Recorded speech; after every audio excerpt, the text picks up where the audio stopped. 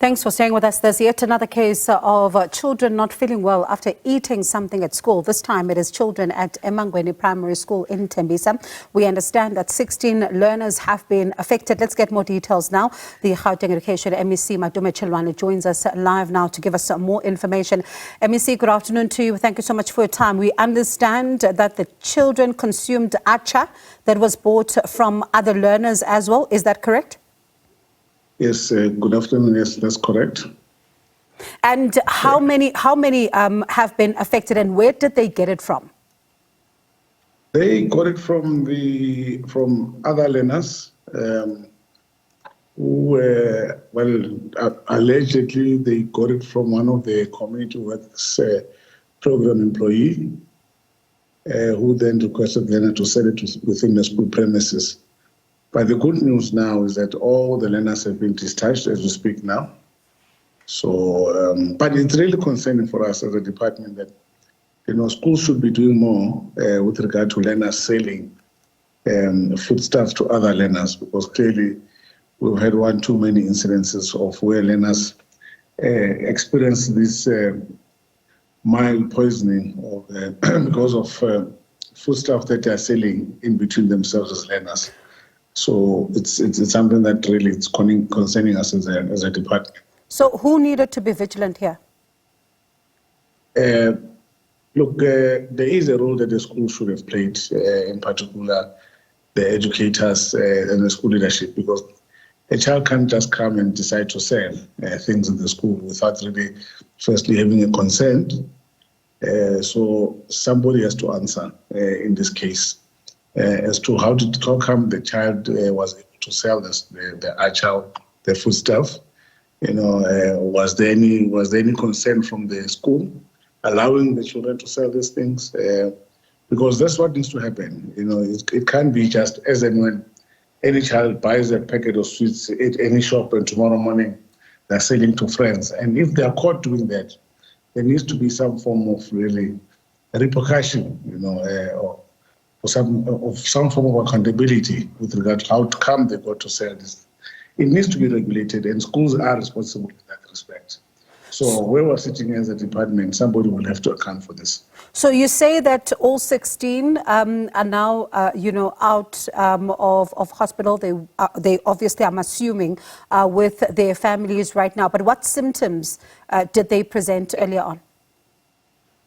Yeah, they started, it was cramps. Stomach cramps, because obviously it means the foodstuff, I could have suspected it was rotten, some rotten or expired, correct word, expired foodstuff, and the experiences of the cramps, dizziness, some more vomiting. So it was a varying type of symptoms, but mostly they vomited, they were dizzy, cramps. So that's how we're able to pick up the number of those learners. MEC, it's been a couple of incidents right now that have been reported of such cases. How concerned are you that in this province alone, we are now finding ourselves having to deal with or even report on such cases? It is, like I've said earlier, it is a big issue. I'm extremely worried and concerned, because schools should know better, considering that we find ourselves with these incidents recurring almost on a weekly basis, and the communication has gone down to schools that schools need to be more vigilant with what kids buy. In fact, we're going to extent of saying those even who are selling within a certain proximity from the school, they need to really have a look and assess those hawkers who are selling. But it means automatically, internally, within the school premises, they should be even extra cautious, because it's a space where we're in direct control and responsible for. So for the school to really let go of such, it's a problem. Now we're sitting with kids who have experienced, and we don't know, they might be discharged. But generally these things have side effects or long-term effects that we don't know of now. So if you've asked the schools to start having a closer look at what is being sold, whether by those in close proximity or not, are you certain that this is being done? Again, in this case, I can.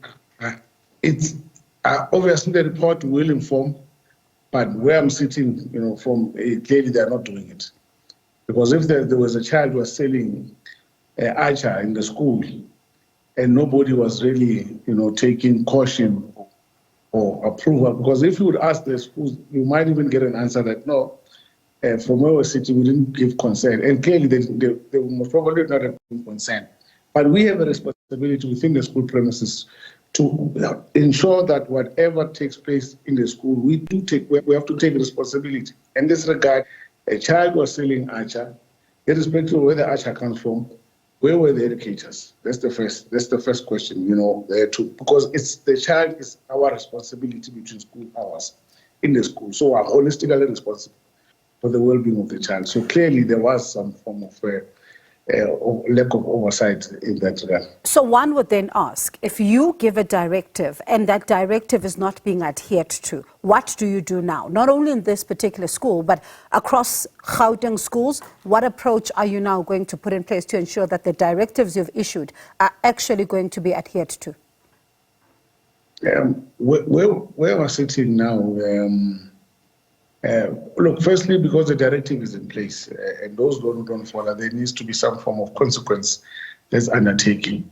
But broadly, because now it's a holistic school, obviously the consequence, the first person to answer in this regard would have been the school principal, because it's the leader of the school, as to what happened and going forward. But more importantly, because of these recent unfortunate events that have been happening in our schools, and in particular to our learners, we would have to then look into more of a preventative approach. The first one obviously is vigilance, but we need more a regulated preventative approach where we get to a point where those who don't actually implement this particular guideline informed by the framework, obviously because of the law, we're guided by legislations and acts. So within that framework, then we'll then be able to create really guidelines that will inform how then even schools respond. There is a framework to deal with such, but more of an enhanced and more proactive framework guidelines that will ensure that when schools find themselves in this situation, or a school finds a child with any foodstuff trying to sell, what becomes the process of approving? Because we can't say kids can't have an entrepreneurial spirit. Some children want to experience it. I want to sell, maybe to get a bit of pocket money, and we can't deny our kids that particular life experience. But it needs to be guided. It needs to be controlled. It needs to be really ensure that there needs to be proper measures in place that really that food stuff it needs to be approved as well by the school itself, that this sweets that was sold by this child, we approved it, and this is what we've taken through to confirm that this food is good to be consumed.